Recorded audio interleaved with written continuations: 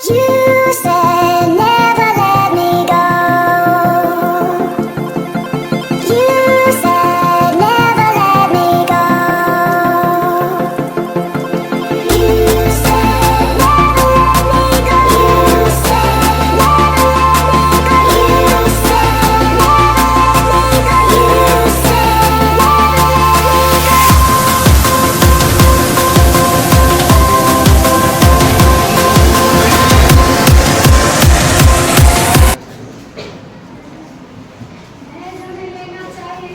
never let me go. चलिए आप बोलिए।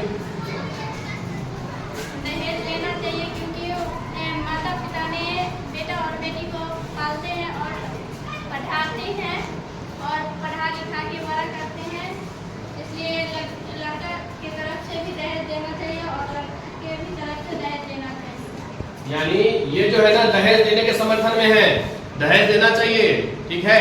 लड़का लड़की में इस प्रकार से भेदभाव नहीं है, तो लड़के को भी दहेज देना चाहिए, लड़की को भी दहेज देना चाहिए, यानी दहेज देने के समर्थन में है ये। इसलिए क्योंकि माता पिता ने जो परवरिश किया है, बहुत सारा कुछ जो उन्होंने जो त्याग किया है, तो फिर अंत में जो है उनको दक्षिणा भी तो देना चाहिए ना। तो दक्षिणा के स्वरूप में उनको भी बहुत सारा कुछ धन वगैरह जो है अगर नहीं देंगे तो फिर आगे उनकी बेटी जो है या फिर वह जो वर वधू है वो कैसे भी अपना एक सुनहरा और सुखमय जीवन व्यतीत कर पाएंगे, है ना। तो यही इसलिए दहेज जो है बहुत अच्छी चीज है, ऐसा इनका मानना है। चलिए काउंटर करिए उधर से।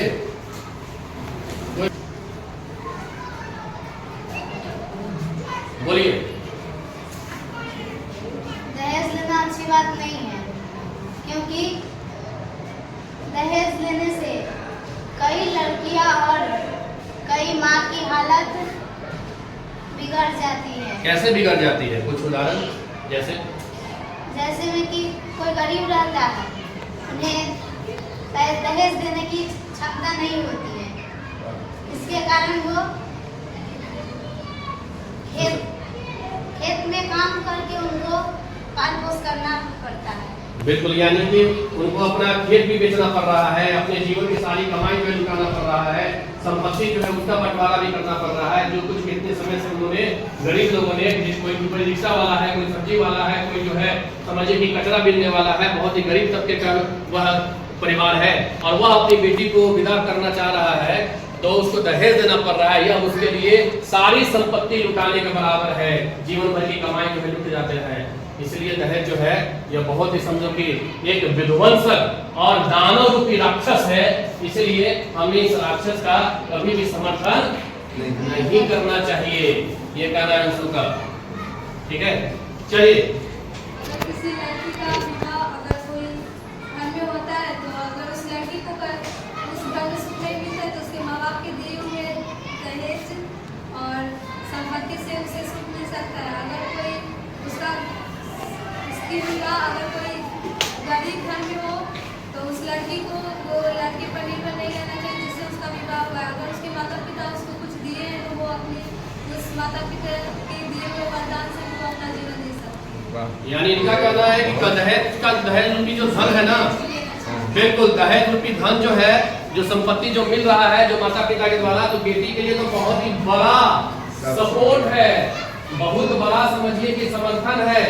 जब वह बहुत ही विपत्ति के घर में होगी, जब उसका पति जो है समझिए कि वो जो है नशे में आदि अगर कहीं पर हो गया या फिर उसका पति जो है वो नहीं कमा कर ला पा रहा है, वो बेरोजगार है, तो कम से कम उसे दिए गए संपत्ति और धन से भी तो कुछ दिन तक उनकी आजीविका जो है सुचारू रूप से सुखमय रूप से चल पाएगी।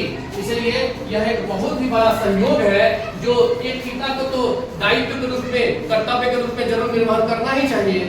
यही कहना है आशिया का दहेज के समर्थन में।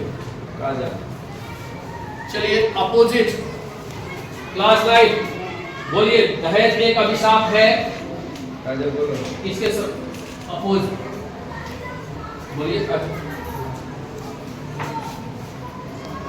हमें नहीं लेना चाहिए क्योंकि इतनी गरीब लड़की को शादी नहीं हो पाती है, कितनी लड़कियां कुमार रह जाती है,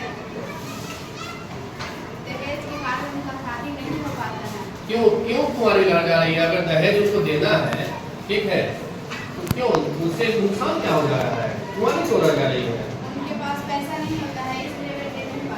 यानी दहेज देने के लिए जो धन जो लालच, जो लोग लड़के वाले जो है जो क्या करते हैं, वो लालची होते हैं, वो लोग अपना डिमांड करते हैं कि नहीं हमको इतना लाख चाहिए, हमको 20 लाख रुपया भी चाहिए, कैश भी चाहिए, हमको जो है 4 व्हीलर गाड़ी भी चाहिए या बुलेट भी चाहिए, ठीक है, हमको जो है इतना गहना चाहिए, हमको जो है साथ में जो है इतना वॉशिंग मशीन, फ्रिज है ना, दीवान या कई और भी संसाधन चाहिए।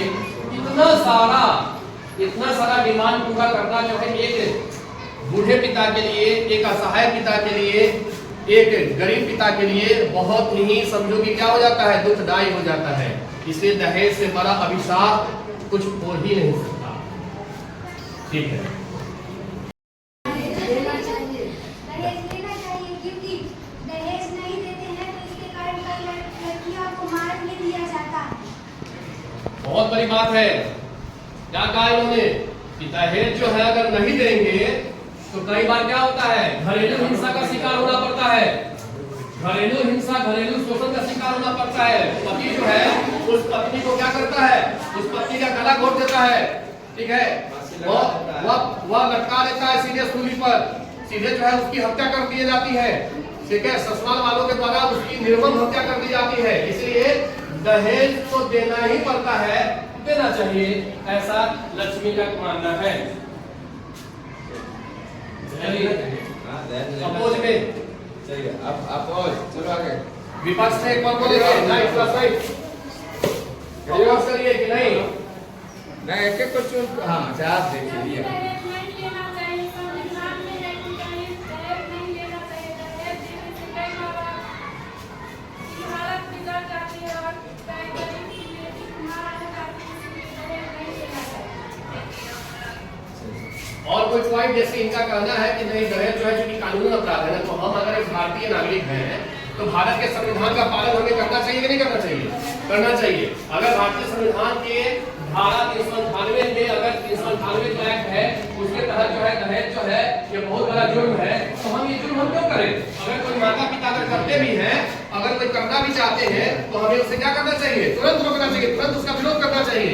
दहेज रूपी राक्षस को कभी बढ़ावा नहीं मिलना चाहिए, ये कहना है। चलिए क्लास 10 पक्ष में और सारी कुछ दलीलें हैं, बोलिए। दहेज लेना चाहिए क्योंकि उसके बाद लड़का जो लड़की को विवाह करके लाता है उसके बाद भी तो लड़का को उसके बाद उसको तो पूरा जीवन उसको मतलब खर्च करना पड़ता है उसके ऊपर, दहेज लेना चाहिए। बिल्कुल, कहने का मतलब है कि जो लड़का जो ब्याह कर लाया है उस लड़के को, तो उसकी सारी जवाबदेही न है, सारी जिम्मेदारी है ना।